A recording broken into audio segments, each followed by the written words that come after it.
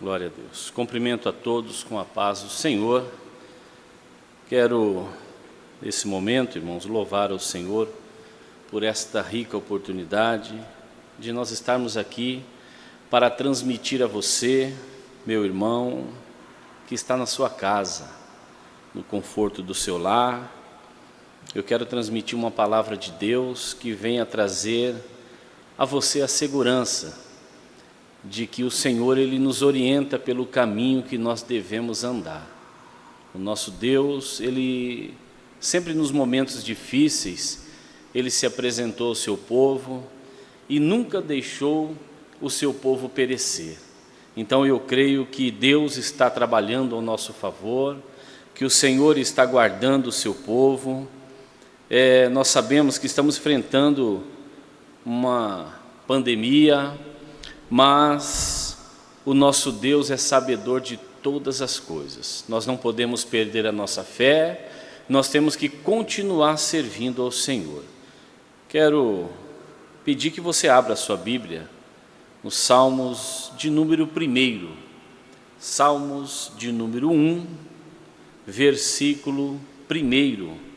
Eu quero aqui trazer uma palavra ao teu coração, para que nós sejamos alimentados pelo Senhor.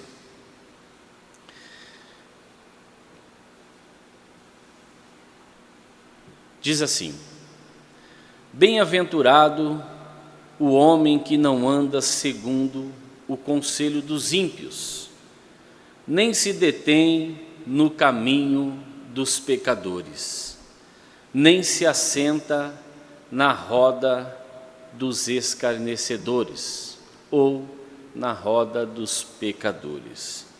Meus amados irmãos, o Senhor Deus, Ele tem o cuidado de orientar o salmista, e o salmista, o cuidado de passar ao povo do Senhor a orientação de Deus. Então ele vai escrever os salmos com a intenção de nos mostrar qual é o caminho que nós devemos trilhar. Nós vamos observar que este salmo ele pode ser considerado como o salmo prefácio de todo o livro, pois nele contém as informações sobre o conteúdo de todo o livro de Salmos.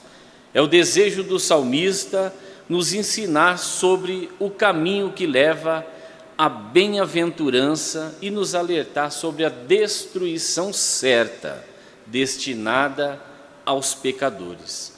Esse é o tema do primeiro salmo, que pode ser analisado em alguns aspectos, como o texto sobre o qual todo o livro de Salmos gera em nós um sermão divino. No verso 1, ele começa dizendo: bem-aventurado. Veja como este livro de Salmo, ele inicia com uma bênção, e da mesma forma como no Sermão do Monte. A palavra traduzida por bem-aventurado é muito expressiva, e no original a palavra está no plural, e ainda é questão controversa se pode ser definida como adjetivo ou substantivo. Consequentemente, podemos compreender a multiplicidade de bênçãos que virão sobre o homem ou a mulher a quem Deus justificou através de seu Filho Jesus Cristo. A perfeição, grandiosidade e bem-aventurança de que ele desfrutará.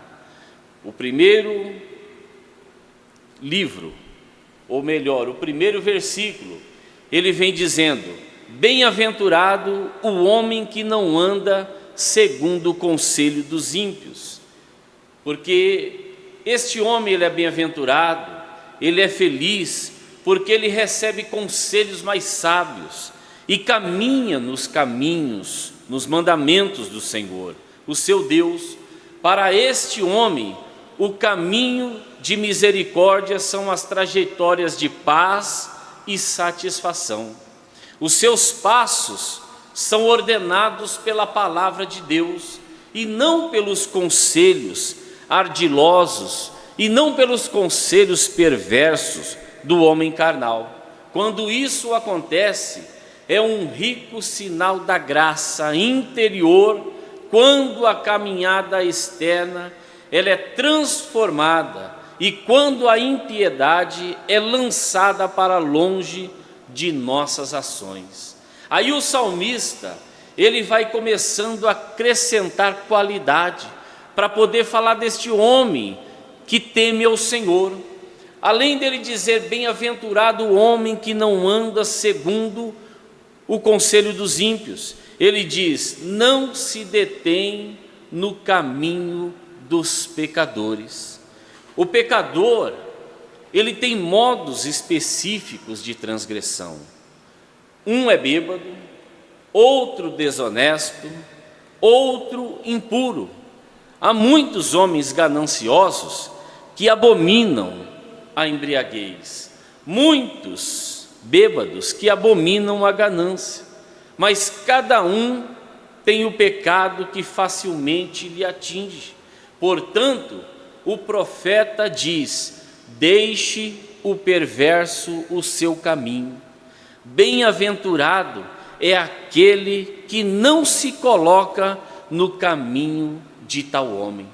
O salmista ele começa a dizer, feliz é o homem que, ele começa dizendo o salmo, bem-aventurado, ele quer dizer, feliz é o homem que não anda no conselho dos ímpios, feliz é o homem que não se detém no caminho dos pecadores. Aí ele acrescenta mais qualidade, dizendo, não se assenta na roda dos escarnecedores. Além de não se deter no caminho dos pecadores, ele não se assenta na roda dos escarnecedores.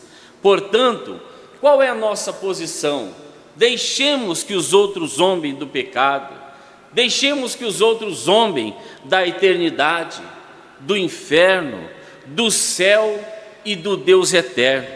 Quando os homens vivem em pecado, eles caminham do mal para o pior. A princípio, eles simplesmente andam no conselho do imprudente e impiedoso, que se esquece de Deus.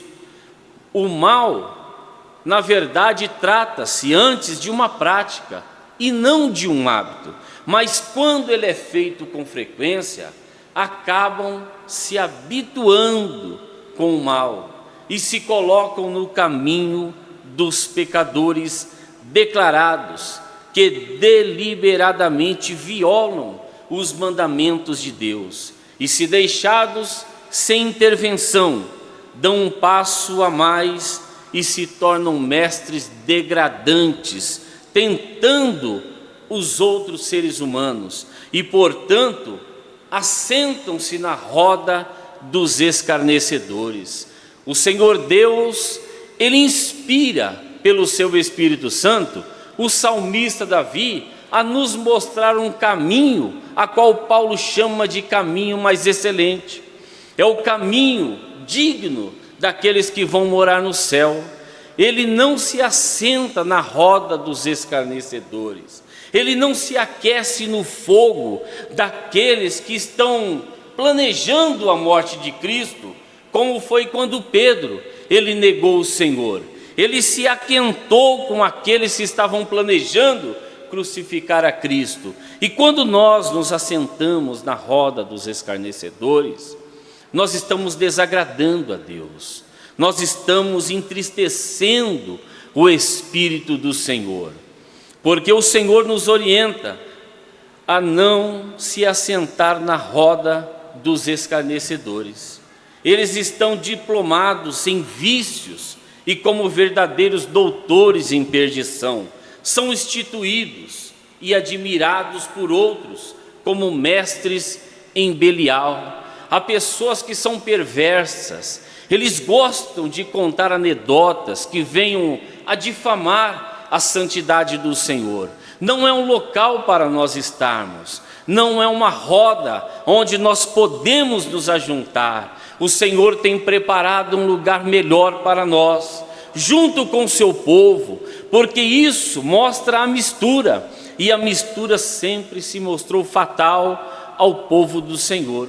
Por isso, o salmista, ele vem nos orientar, ele vem nos mostrar um caminho que nós não devemos andar. Mas o homem bem-aventurado, o homem a quem pertence todas as bênçãos de Deus, não pode manter comunhão com tais personagens. Ele se mantém puro, afastado dos leprosos, afasta-se de si o que é mal, com vestimentas maculadas pela carne, se retira do meio dos perversos e sai do arraial carregando o vitupério de Cristo Jesus.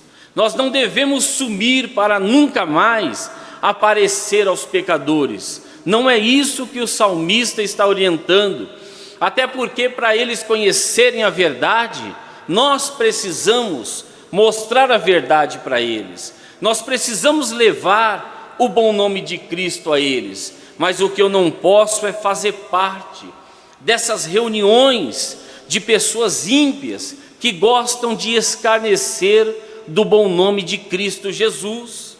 O Senhor Deus, Ele vela pela nossa alma, Ele vela pela nossa vida, Ele vela pela nossa família, Ele vela pela sua palavra para cumprir, e nos orienta que nós venhamos nos guardar dos homens maus, que nós venhamos dar bons testemunhos. Quando percebermos que estão ali escarnecendo, o Espírito do Senhor, Ele fala ao nosso coração, que ali não é lugar para nós. Então nós precisamos ser sensíveis à voz do Espírito Santo, que nós não precisamos ser legal com as pessoas para poder participar disso, para que eles nos achem uma pessoa agradável. Nós não precisamos dos elogios dos homens escarnecedores. O que nós precisamos é ser aprovado por Deus, porque se nós formos aprovados pelo Senhor, Deus vai fazer com que até o nosso inimigo, ele tenha paz conosco, porque o Espírito de Deus, ele trabalha em nosso meio. E o Senhor, Ele vai na nossa frente, Ele não vai permitir que você seja afligido, porque você também vela pela sua palavra, para poder ser um testemunho vivo diante dos homens. O que nós mais precisamos nesses últimos dias, que nós estamos vivendo na face da terra, é testemunho, é não arredar, é não voltar atrás na nossa fé, é não abandonar a palavra do Senhor, porque o nosso Deus está conosco. Um dia nós vamos partir desta terra, não sei qual é a forma que nós vamos partir, mas nós vamos partir para a eternidade com o Senhor, estaremos para sempre com Ele, porque nós não andamos no caminho do ímpio, nós não assentamos na roda dos escarnecedores, não paramos diante deles, nós fazemos valer a palavra que nos foi confiada, que entrou pelos nossos ouvidos e desceu ao nosso coração. Nós somos martirizados todos os dias, vituperados, porque nós guardamos a palavra do Senhor, passamos por provas, engolimos tantas coisas para nos manter firmes diante do Senhor. Deus sabe que nós não somos perfeitos, mas Ele tem nos dado a sua graça todos os dias. O próprio apóstolo Paulo, diante de tanto sofrimento, diante de tanta luta, ele chegou uma hora que não aguentou, e ele disse ao Senhor que retirasse dele aquele espinho na carne. Ele disse que o inimigo das nossas almas esbofeteava ele. O Senhor disse a Paulo: Paulo, a minha graça te basta. E é isso que nós precisamos para vencer os dias maus. A graça do Senhor é que nos basta. A graça de Jesus é que nos basta para vencer as dificuldades. esperemos em Deus. Nós temos os governantes que promete isso, promete aquilo, mas nós sabemos que toda autoridade foi constituída pelo Senhor. Então esperemos em Deus, que o Senhor dará escape ao nosso povo, o Senhor guardará a sua família, o Senhor guardará os seus entes queridos, o Senhor guardará a vossa alma, mas que nós estejamos firmes na presença do Senhor, que haja graça em nós, para assim ser apartado dos pecadores, que o Senhor Deus possa continuar nos mantendo diante da sua presença, nos dando da sua infinita graça, do teu favor imerecido, que é tudo o que nós precisamos, é a graça do Senhor, porque a graça, ela é maior, a graça é maior do que qualquer enfermidade, a graça é maior do que tudo que existe nessa vida. Nós não podemos perder a nossa fé no nosso Deus. Sejamos crentes aonde nós formos, porque para ir para a eternidade, um dia nós vamos, mas precisamos decidir aqui na terra aonde nós vamos passar a eternidade. E por isso estejamos agarrados e arraigados na graça do Senhor, para não ser encontrado junto com os pecadores, os escarnecedores. Nos mantemos íntegros diante do Senhor. Que Deus possa continuar te abençoando, que o Senhor possa continuar guardando a sua família. Eu quero nesse momento fazer uma oração a todos aqueles que estão no leito de enfermidade, a toda família que está sofrendo, a todos aqueles que estão vivenciando de repente um pânico na sua casa, um pânico dentro da sua família. O nosso Deus, Ele disse um dia, através do apóstolo Pedro, quando disse: lançando sobre Ele toda a vossa ansiedade, porque Ele tem cuidado de vós. O nosso Deus, Ele não muda, Ele é imutável. Ele cuidou desde o início do seu povo e continua cuidando até o dia de hoje.